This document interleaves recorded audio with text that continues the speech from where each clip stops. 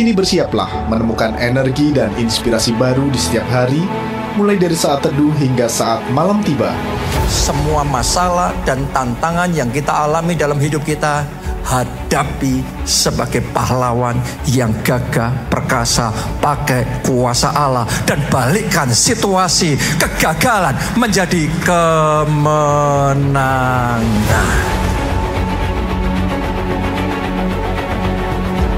Gerasa, Gerakan Kuasa Allah. Program acara yang boleh menyentuh hati kita, membawa kita semakin dalam akan perkenalan firman Tuhan dan kasih Bapa.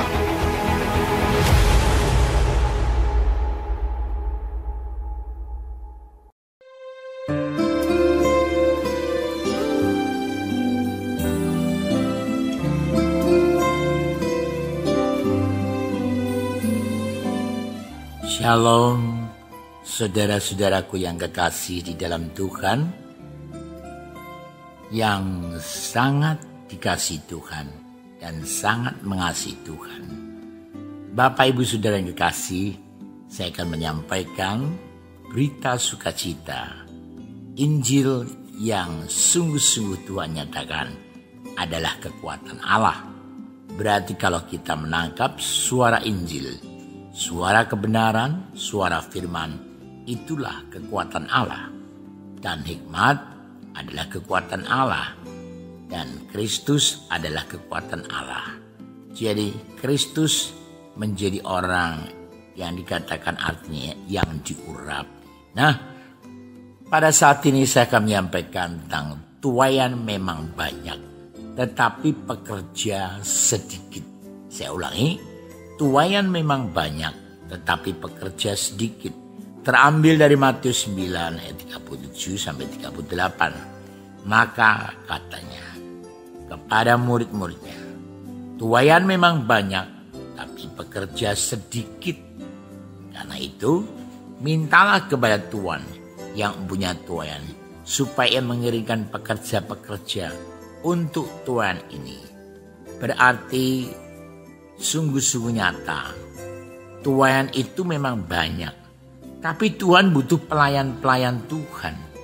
Tetapi tentunya bukan sekedar pelayan, tapi pelayan yang mengalami kuasa pengurapan Roh Kudus, karena mendapat mandat dari Yesus Kristus Tuhan, mandat dari surga, yang menjadikan mandat kehidupan kita, sehingga pelayanannya penuh kuasa pengurapan Roh Kudus. Bahkan orang yang menjadi pelayan Tuhan itu sendiri adalah seorang yang menjadi pemburu-pemburu Tuhan, mengejar tentang kasih, mengejar tentang keadilan, mengejar tentang kesetiaan, mengejar tentang keadilan. Jadi seorang yang diurapi Tuhan juga dia punya powerful. Bagaimana saat memerintah, bagaimana saat dia bertindak, bagaimana saat dia melakukannya. Karena dia mempunyai yaitu kuasa urapan. Namanya dominion atau kuasa tiada henti. Kuasa tanpa batas. Kuasa Roh Kudus adalah meterai perjanjian dan jaminan. Bahkan kuasa Roh Kudus yang memberikan janji dan jaminan dalam kehidupan kita, yang menyatakan Roh Kudus tanpa batas dalam kuasa pengurapan yang maha dahsyat dalam kehidupan kita. Bahkan Roh Kudus yang mengurapi akan mengerjakan jauh lebih dari apa yang kita doakan dan kita pikirkan. Maka Roh Kudus lebih besar daripada roh dalam dunia. Roh Kudus membawa kehidupan ke dalam kedewasaan rohani. Karena kalau orang dewasa rohani, Tuhan bisa pakai sebagai orang-orang di masa penuaian akhir zaman ini, yang ada masa panen raya, tuaian raya, bahkan sungguh-sungguh yaitu masif. Seorang yang mempunyai masif kehidupan yang tiada henti, maksudnya urapannya adalah sungguh-sungguh nyata. Tuaian dalam masa tuaian yang besar-besaran, yang luar biasa. Jadi penuaian masif besar-besaran Tuhan nyatakan sungguh nyata. Jadi saat kehidupan pelayan Tuhan melihat masa tuaian yang masif, yang tak henti-hentinya sangat besar, betapa hebat dan dahsyatnya hamba-hamba Tuhan yang diurapi, sungguh nyata bedanya. Karena yang dinanti-nantikan para petani setelah sekian lama menunggu, proses bertumbuh mulai dari menabur benih sampai kepada penuaian. Masa itu adalah hari yang penuh sukacita bagi para penuai sebab mereka akan menerima upah. Alkitab menjelaskan bahwa penabur dan penuai sama-sama bersukacita. Sekali lagi katakan, bersukacitalah senantiasa. Dan saudaraku, bagaimana banyak jiwa yang datang namun sedikit pekerja Tuhan, namun sedikit pelayan Tuhan. Yang pertama, tuaian memang banyak tapi bekerja sedikit. Tuhan sudah menyatakannya, Yohanes 4 ayat 35, bukankah kau mengatakan 4 bulan lagi tibalah musim menuai? Tetapi aku berkata kepadamu, lihatlah sekelilingmu dan pandanglah ladang-ladang yang sudah menguning dan matang untuk dituai. Nah, arti tuaian dalam ayat ini adalah jiwa-jiwa yang tak punya tujuan hidup. Jiwa-jiwa yang haus akan Allah. Jiwa-jiwa yang sebenarnya mengalami kelaparan dan kehausan. Karena Tuhan akan puaskan dan Tuhan akan kenyangkan. Ayat 9:36, melihat orang banyak itu tergeraklah hati Yesus oleh belas kasihan kepada mereka. Melihat orang banyak itu Yesus tergerak hatinya belas kasihan. Nah, para pelayan Tuhan yang diurapi Tuhan tentunya harus orang yang diurapi. Karena akan mengalami kekuatan bukan dengan keperkasaan, bukan dengan kekuatan, tapi oleh karena rohmu. Karena mereka lelah dan terlantar seperti domba yang tak tergembala. Mereka menanti ada yang menunjukkan arah tujuan yang benar itu, yaitu ke dalam hidup yang kekal. Tugas ini membutuhkan pekerja-pekerja dengan kepekaan rohani dalam keadaan peka yang tajam, yang tidak hanya mementingkan keselamatan diri sendiri. Tanpa punya kepekaan rohani, kita tidak akan peka terhadap suara Tuhan, situasi di akhir zaman.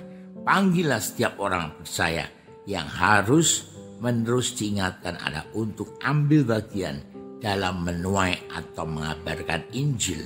Lukas 10 ayat 3, pergilah, sesungguhnya aku mengutus kamu seperti anak domba ke tengah serigala. Banyak jiwa yang datang namun sedikit pelayan Tuhan. Ini menyeratkan bahwa ladang Tuhan membutuhkan banyak pekerja, pelayan-pelayan Tuhan. Ibarat musuh yang dikatakan dipanen raya dengan bulir-bulir padi dan gandum yang menguning dan sudah siap dituai. Namun tidak banyak pekerja yang siap sedia untuk dapat memanennya. Yesus menggambarkan pekerjaan pelayan sebagai sebuah tuaian yang banyak. Tuaian besar-besaran yang mungkin mengacu pada banyak jiwa yang datang dan mau percaya kepada Dia yang perlu dilayani. Siap akan tetapi tidak banyak pelayan Tuhan yang siap melayani mereka. Meskipun ada banyak pekerjaan yang perlu dilakukan, namun pekerja atau pemberita Injil yang siap dan bersedia mungkin terbatas. Maka dari itu, kebutuhan tentang pekerjaan pelayan atau memberita Injil ini adalah kebutuhan yang sangat mendesak. Setiap orang pekerja yang diharapkan meresponi, bukan reaksi, tapi kita harus respon akan panggilan Tuhan sebagai orang pilihan dan setia sampai pada akhirnya. Karena seperti bulir padi dan gandum yang sudah siap dituai, apabila tidak segera dituai maka akan kering, busuk atau bahkan rusak sehingga menurunkan kualitasnya. Demikian pula lah jiwa-jiwa yang datang kepadanya. Jika tidak segera kita layani, maka iman percaya mereka akan goyah, mereka akan goncang, mereka tak terkuatkan, dan hatinya tidak teguh, imannya tidak tangguh. Maka kita percaya yang kedua, karena itu harus minta kepada Tuhan yang mempunyai tuayan. Siapa yang punya tuayan? Matius 9 ayat 38. Yang kedua, karena itu mintalah kepada Tuhan yang mempunyai tuayan. Matius 9 ayat 38. Karena itu mintalah kepada Tuhan yang mempunyai tuayan, supaya ia mengirimkan pekerja-pekerja untuk tuayan itu. Galatia 6 ayat 9. Janganlah kita jemu-jemu berbuat baik di tengah dunia ini, karena apabila sudah datang waktunya, kita akan menuai jika kita tidak menjadi lemah. Jadi iman kita tidak menjadi lemah, pengharapan kita tidak menjadi lemah, kasih kita tidak menjadi kendor.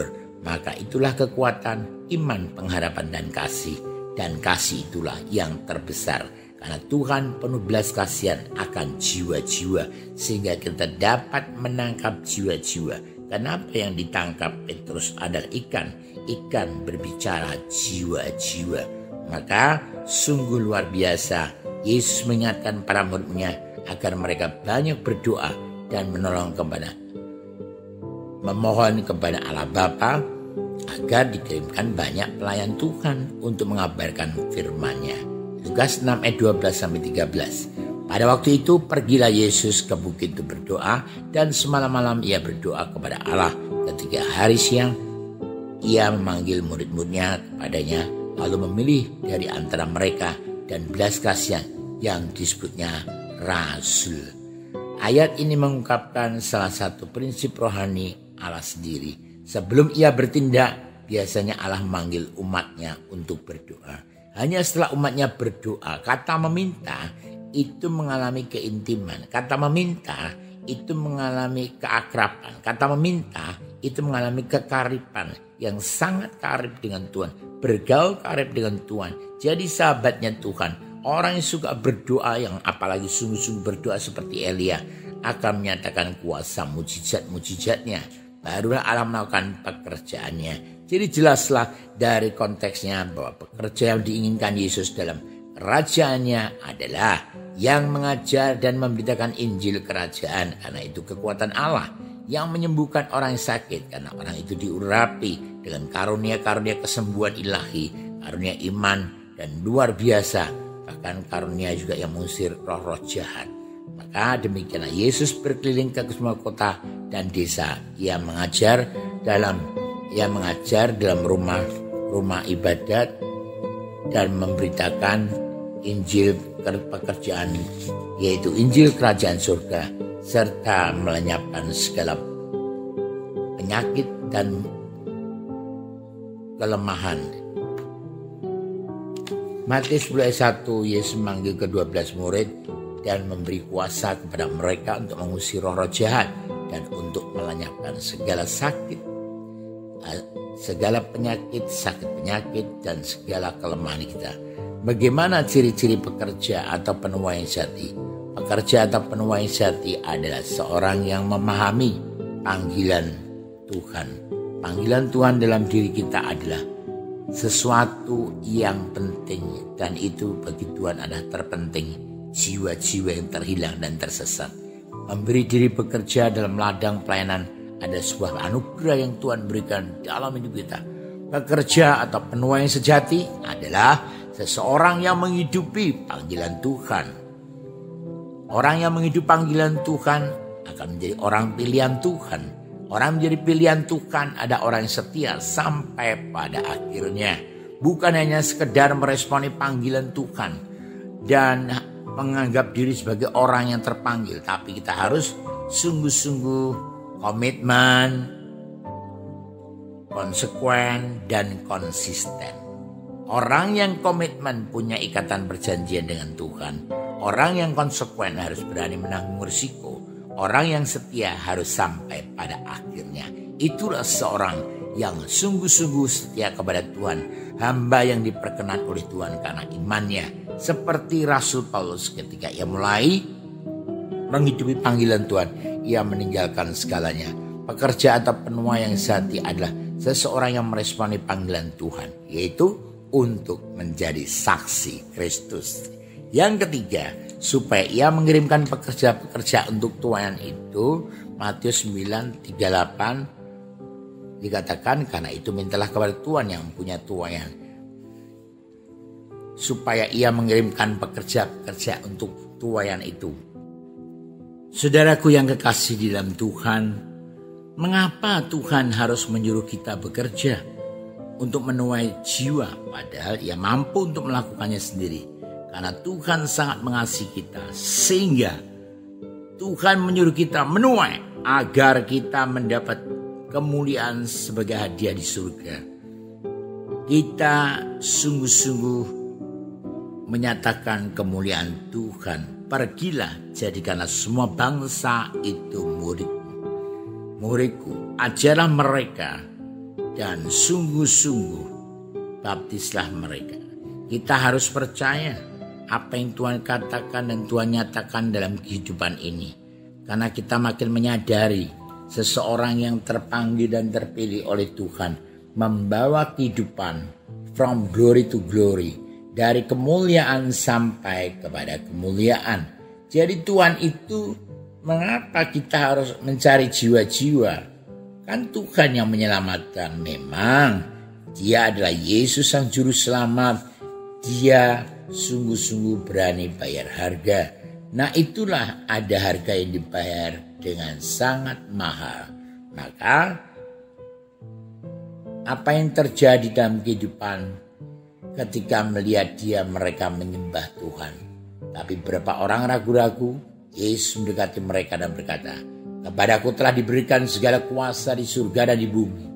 Karena itu pergilah, jadikanlah semua bangsa muridku, dan baptislah mereka dalam nama Bapa dan Anak dan Roh Kudus, dan ajarlah mereka melakukan segala sesuatu yang telah kuperintahkan kepadamu. Dan ketahuilah, Aku menyertai kamu senantiasa sampai pada akhir zaman."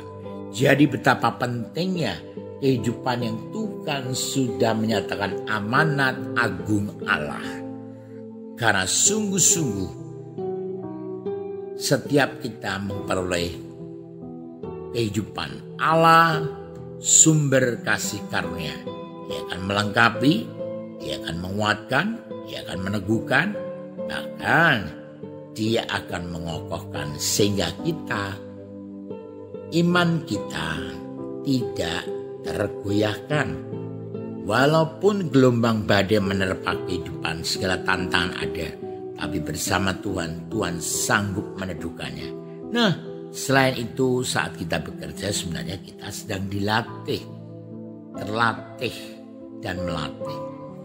Ternyata Tuhan itu suka kita dilatih, kemudian kita melatih, kita terlatih, dan kita akan melatih orang lain. Nah, dari situ ada rangkaian yang luar biasa. Diselamatkan untuk menyelamatkan. Makanya kita ini berharga di mata Tuhan, biji mata Tuhan, yang bernilai di mata Tuhan. Bahkan sungguh-sungguh orang yang terpanggil terpilih itu, dia akan menangkap suara kebenaran, suara Yesus Kristus Tuhan. Maka sangat nyata ada kuasa yang menyertai kehidupan. Bahkan sungguh-sungguh kuasa urapan yang tanpa batas itu selalu ada pada orang-orang yang percaya akan namanya. Karena kalau kita sudah diasah terus, ada senjata namanya pertahanan, dan ada senjata yang namanya yaitu penyerangan. Makanya harus diasah pedang roh itu, terasah dan mengasah. Harus dipimpin dan terpimpin dan bisa menjadi pemimpin. Makanya kita yang dikasih untuk mengasihi, kita yang diberkati untuk menjadi berkat, kita dipulihkan untuk memulihkan, kita dimuridkan untuk memuridkan, kita disembuhkan untuk menyembuhkan. Namun demikian, hanya sedikit orang percaya yang tahu tentang kebenaran ini, tetap tidak mau bekerja. Mari menjadi pekerja Tuhan, menjadi pekerja tuaian raya, tuaian besar-besaran, panen masif, tuaian pertobatan jiwa-jiwa terjadi sekarang, hari ini, dan dimanapun kita berada ditempatkan sebagai pekerja Tuhan, bekerja apapun itulah tempat pelayananmu. Jadi sungguh nyata kehidupan kita ditaruh tempat mana itu pelayananmu.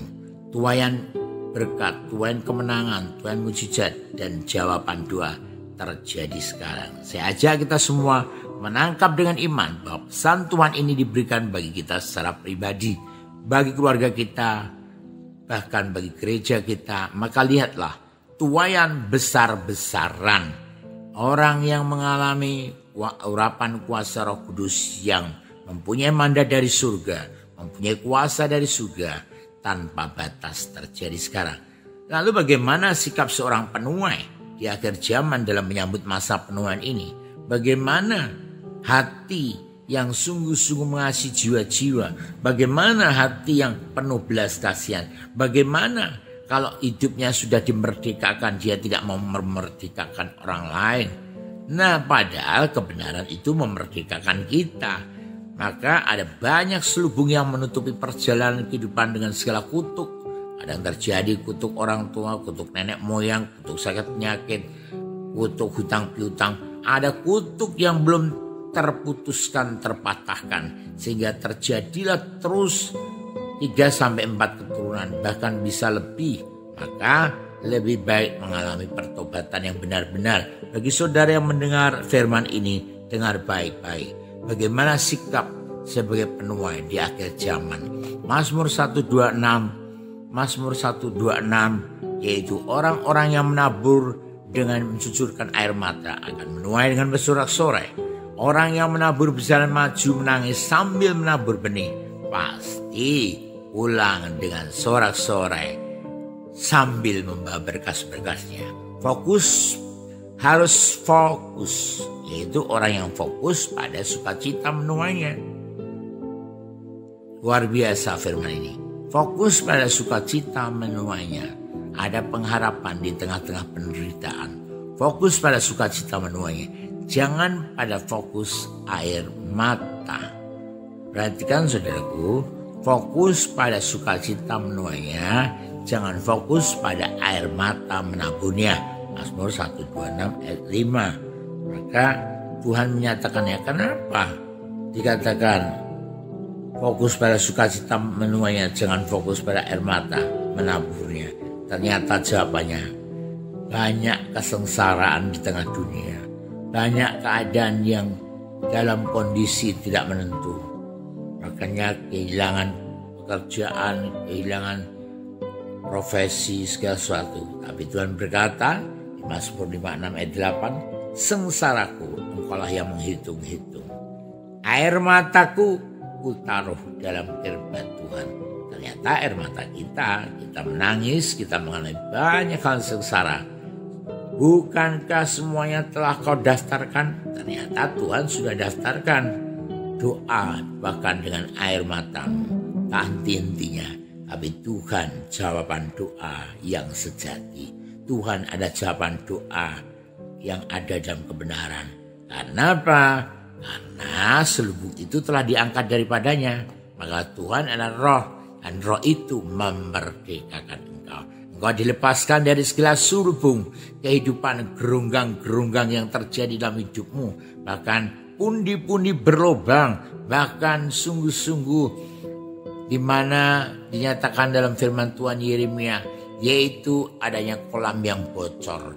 Karena terjadi banyak kebocoran di pikiran kita, di mata kita, di mulut kita, di telinga kita, di hati kita. Banyak kebocoran dan berkat semuanya terhilang, bocor.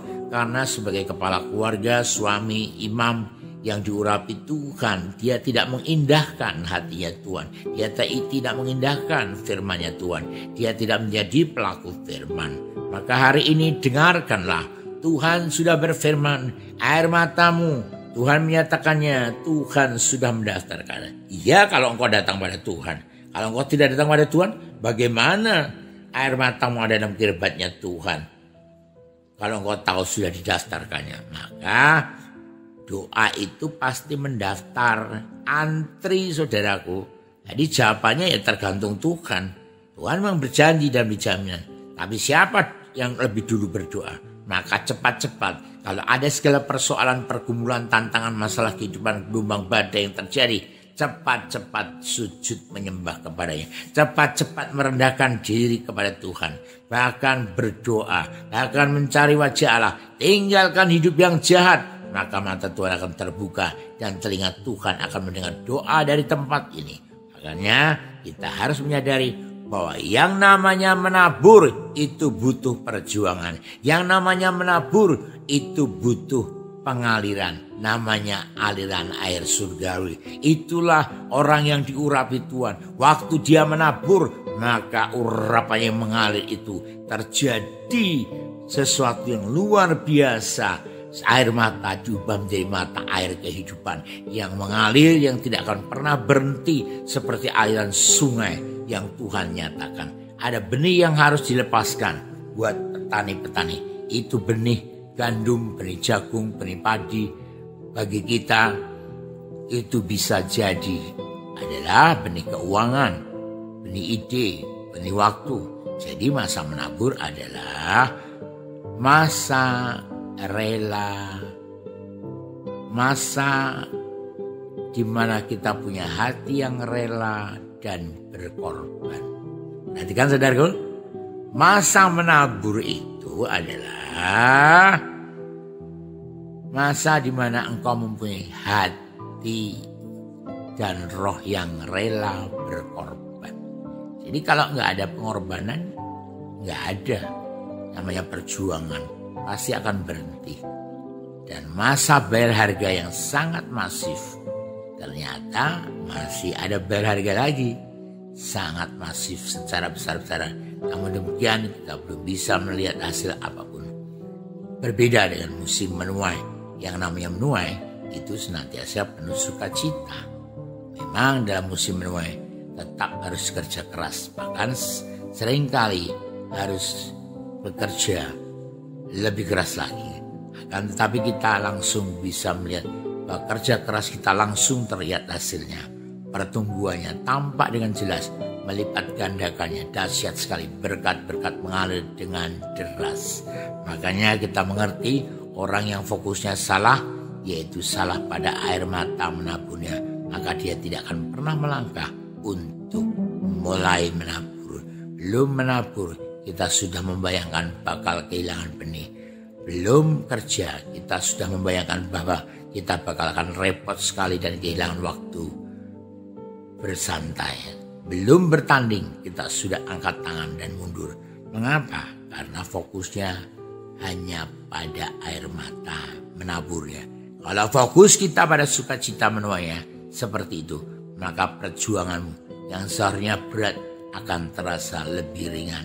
Semua pekerjaanmu tidak sia-sia. Karena apa? Karena kita makin sadar, makin hari bukannya makin letih, lesu dan beban berat. Sebaliknya kita berjalan lama, berjalan makin kuat dan menuju gunung batu keluputan Allah. Kita akan diluputkannya dengan Tuhan. Tuhan menyertai kita, pengurapannya akan diberikan pada kita. Bahkan dia akan berperang dan memberikan kemenangan demi kemenangan yang hilang gemilang bagi kita. Fokusnya pada sukacita menuai akan membawa kita kepada anugerah demi anugerah. Anugerah artinya kita menerima apa yang tidak layak kita terima. Dengan kata lain, anugerah adalah kita menuai, tidak kita tabur. Nah, anugerah adalah kita menuai yang tidak kita tabur. Bukan hanya kita menuai apa yang kita tabur, tapi juga kita menuai apa yang tidak kita tabur. Pertanyaannya, taburan siapa yang kita tuai? Taburan Tuhan Yesus. Mazmur 37 ayat 4. Dan bergembira karena Tuhan, maka ia akan memberikan kepadamu apa yang diinginkan hatimu. Tuhan Yesus menaburkan nyawanya dan mati di kayu salib. Namun kitalah yang menuai jaminan keselamatan. Tuhan Yesus yang turun ke dunia memberikan semua hartanya, sehingga kita yang tadinya miskin menjadi kaya. Dia turun ke dunia dan dia menjadikan kita kaya di dalam Tuhan. Kaya di dalam kemenangan demi kemenangan. Kaya di dalam kehidupan yang diperkaya dengan imannya, dengan pengharapannya, dengan kasihnya. Bahkan sungguh nyata kita diperkaya dalam pengharapan, di dalam pelayanan.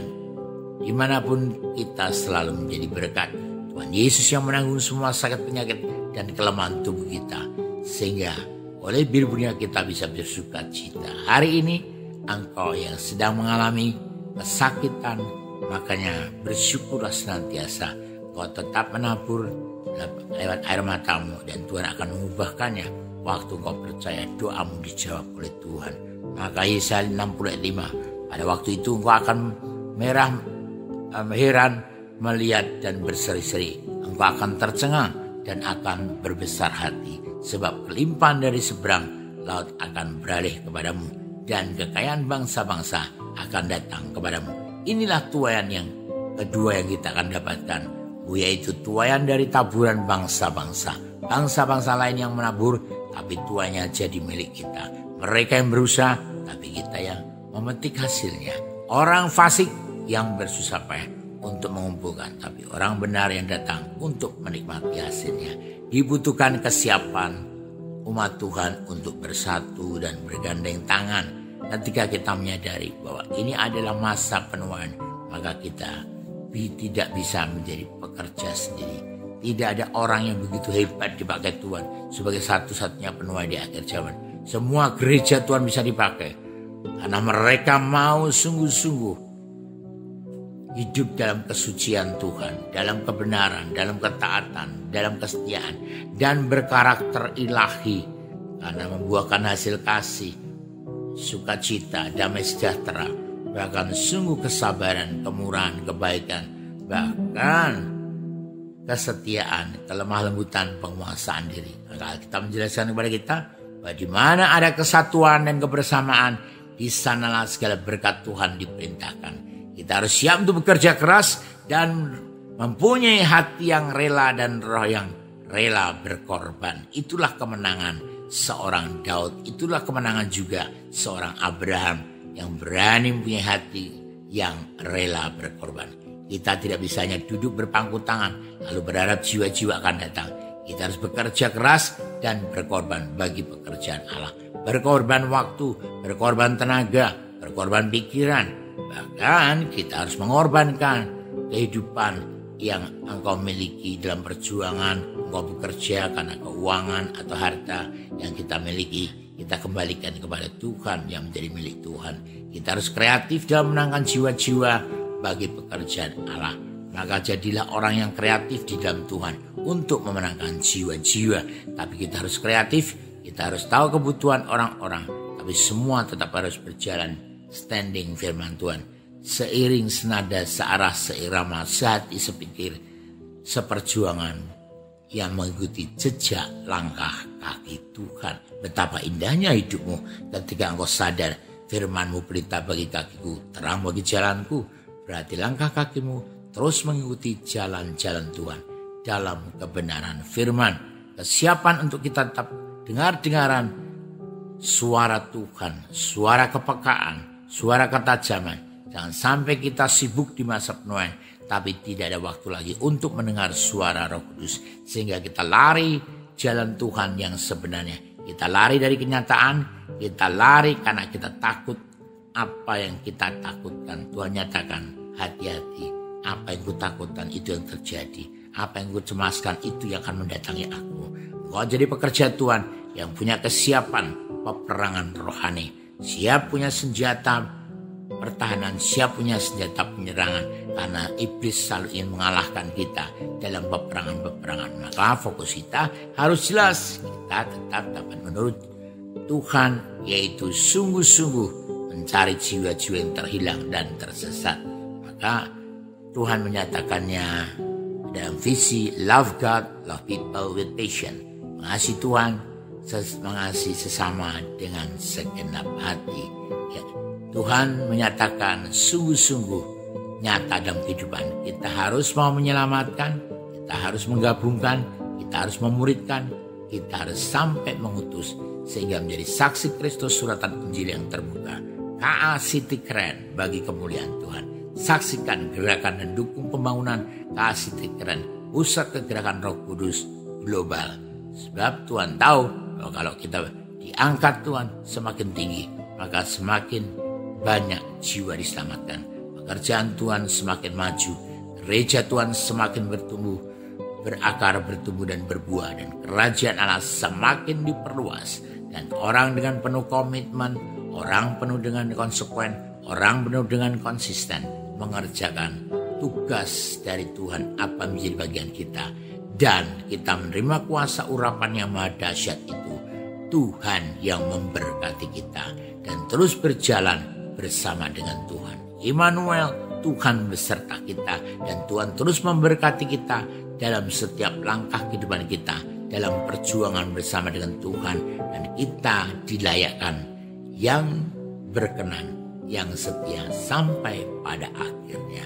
Tuhan dipermuliakan. Haleluya. Hari yang penuh kebahagiaan hari ini adalah Tuhan menyatakan tuaian memang banyak, tetapi pekerja sedikit. Marilah kita jadi pekerja yang memuliakan nama Tuhan. Tuhan dipermuliakan. Dalam nama Yesus. Amin.